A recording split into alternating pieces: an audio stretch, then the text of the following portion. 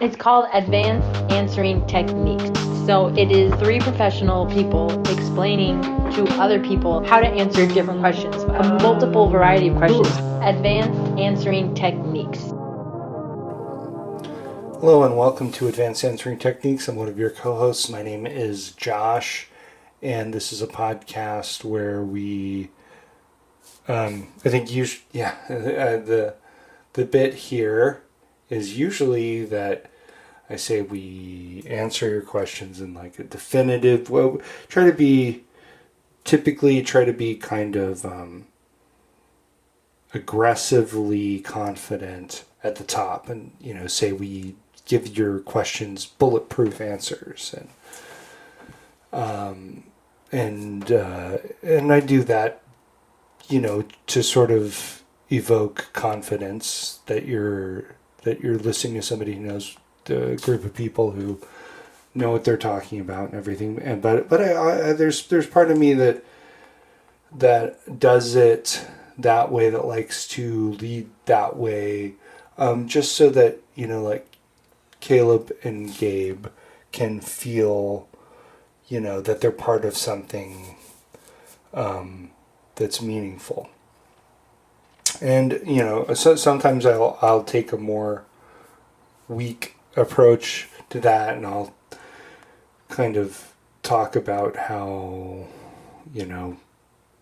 so there's just a little less confidence, and maybe like, does anyone listen to this podcast? Does this podcast matter? I mean, I know the actual statistics on the podcast, but it's like Caleb doesn't like it when I do this, so I try not to do this very much. He doesn't like me to tell the truth in various ways.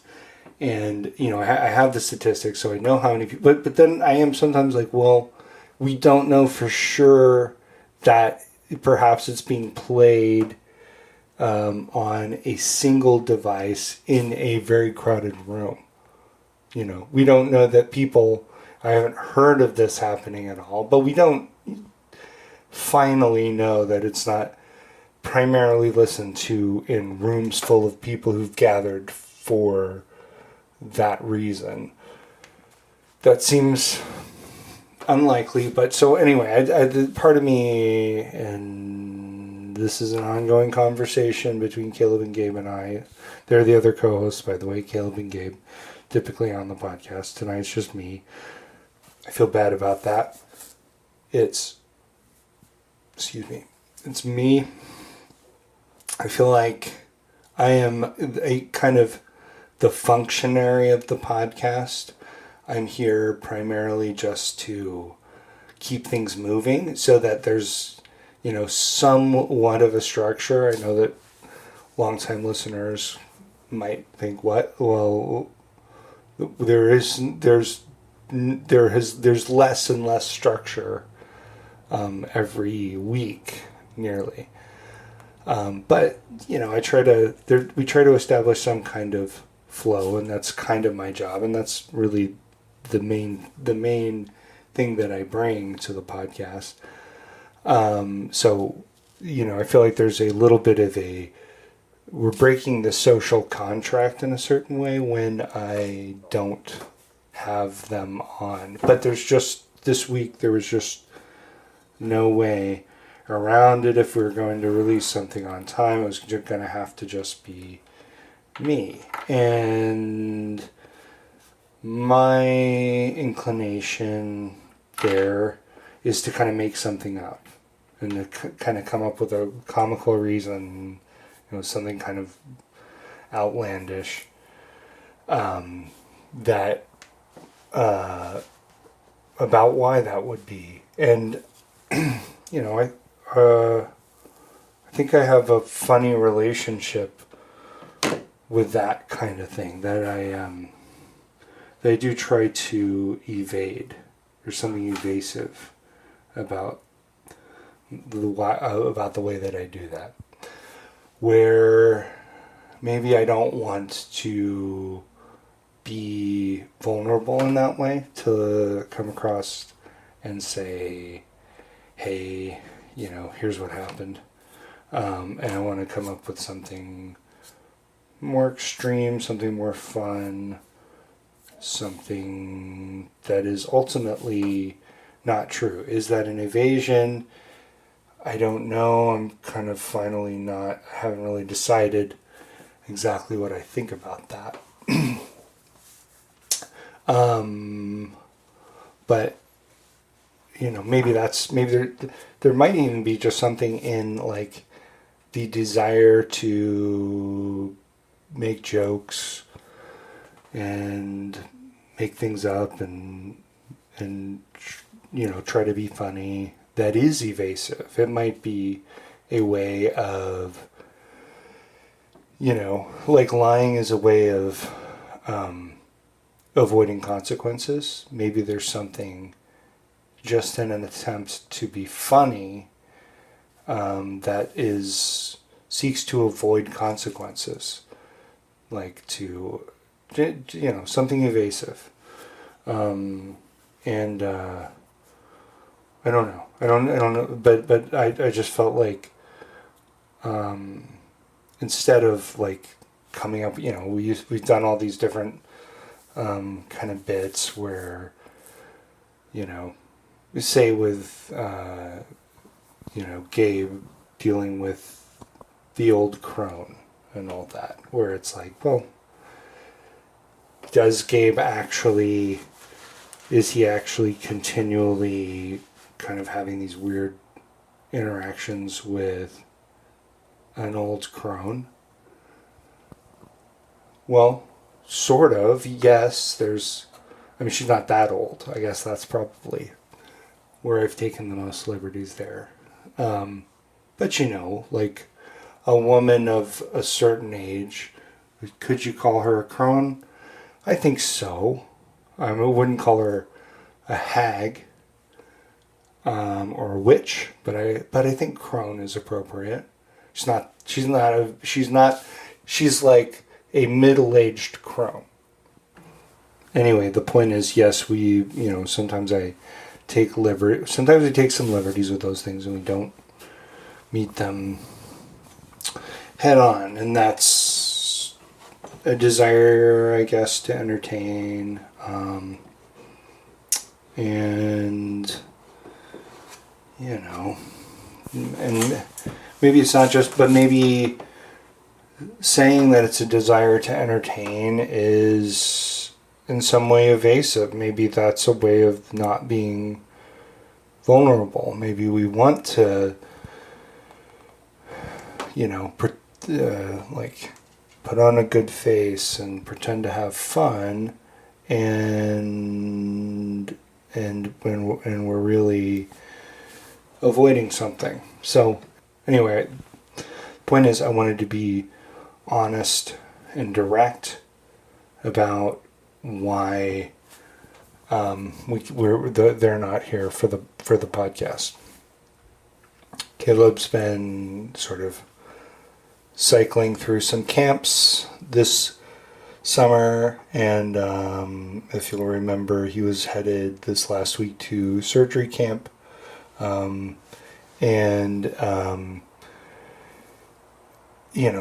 that basically something happened at surgery camp this last week,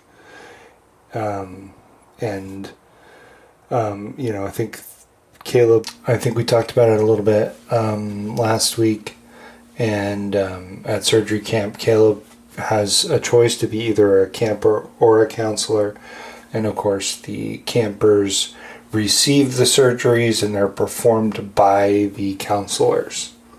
So this year Caleb chose to be a camper. Caleb this year was really going for it. He was really trying to get everything he could out of surgery camp. In the first 2 days he had been through, I think they said 6 procedures already, just 2 days in. And that might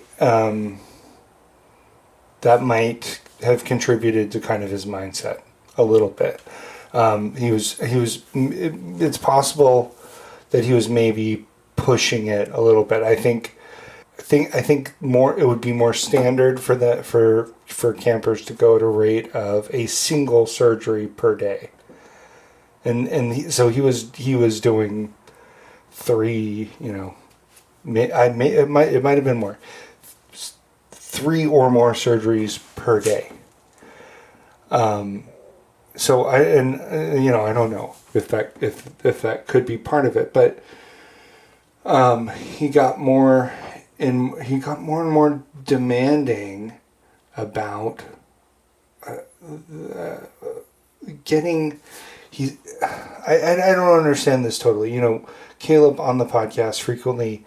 In comedy, there's sort of the idea that you don't go A to B, you go A to C. You try to skip a little bit, but sometimes Caleb goes A to I, or J or K, and so sometimes we have to connect the dots a little bit more. And so I'm sure if Caleb and by the way, he can always do that.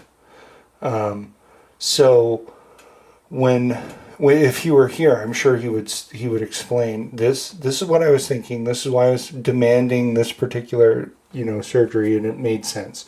But what we heard was that he wanted he was getting really agitated because they weren't on board with putting an ear on sort of his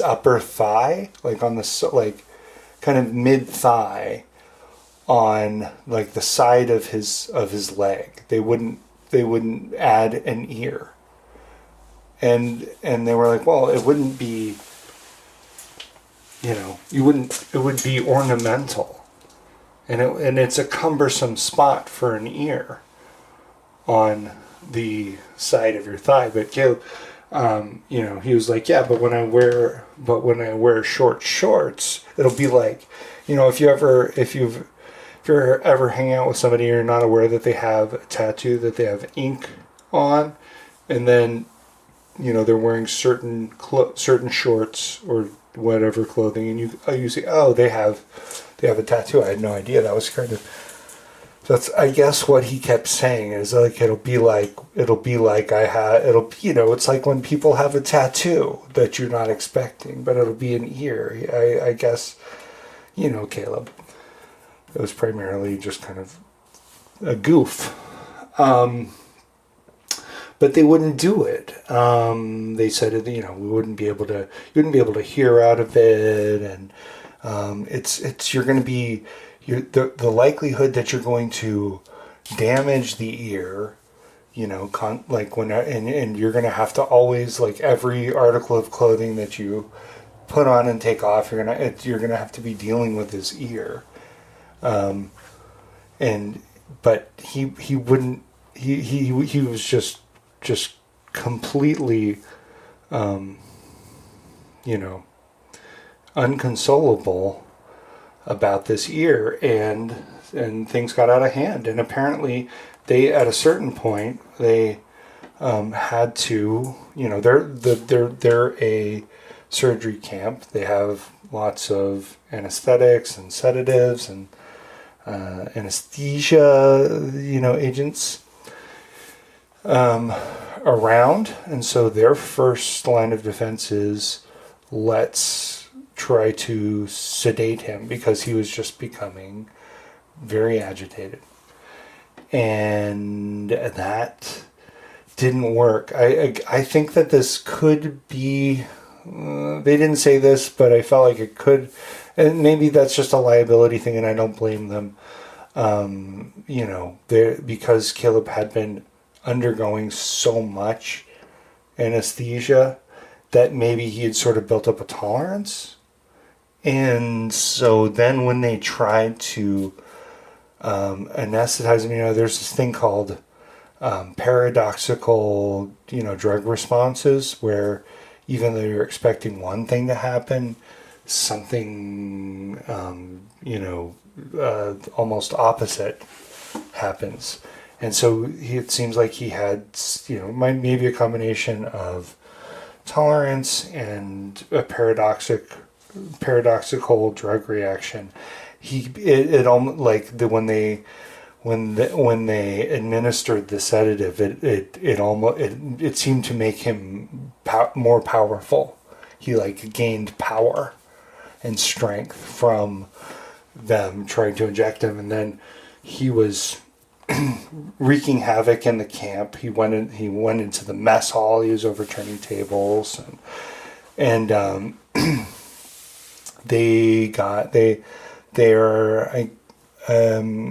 I guess for some reason equipped with dart guns, and they were shooting him with more and more anesthetic, and that was making him more and more powerful. He eventually, the camp is sort of perched on the edge of a swamp, and Caleb, at a certain point, just disappeared into the swamp. And they lost him. I don't want to get into all the ins and outs of like why this is, but Gabe is Caleb's next of kin, and his medical emergency contact. So the camp contacted Gabe, and Gabe went out there, and they had search parties out in the swamp, and Gabe joined them, and they were he was helping them look for Caleb, and Caleb had injured a number of campers and counselors, and so everybody was pretty mad, and Gabe was sort of observing this, and I guess he was getting a little concerned about what they would do when they found Caleb. Sorry, the sound will be different from this point. I just realized I turned off a mic that was adding a lot of room sound. Gabe is now worried at this point because obviously he's concerned about not finding Caleb, but now if they do find Caleb, that's a problem too. He doesn't know what might happen. So Gabe's trying to come up with, he's trying to figure out what to do. Obviously, he knows Caleb's proclivities, and he's trying to think, is there any place that I could go and beat them there, because I know that that's where Caleb would just naturally go. So Gabe thought a little bit about where Caleb would go, and he thought, well, Caleb is, of course, very committed, religiously committed. So if I could find, a church, maybe he would be thinking of a church as a place of sanctuary, and that he would run into the arms of Mother Kirk. So he sort of split off from the rest of the search party and started heading towards the church. But on the way to the church, he saw a Best Buy and realized actually that there's a good chance that Caleb, while being deeply religious, is also interested in high-end audio and video equipment and, in video games. And so he just went to the Best Buy, and Caleb was in the Best Buy. And Caleb was still kind of in a mode of havoc wreaking in the Best Buy. And Caleb is out of control. He's got a Nintendo Switch. He's playing Super Smash Brothers while Barry Lyndon and The Shining and Clockwork Orange and Doctor Strangelove are playing all at the same time. Full volume. And he's just completely out of control.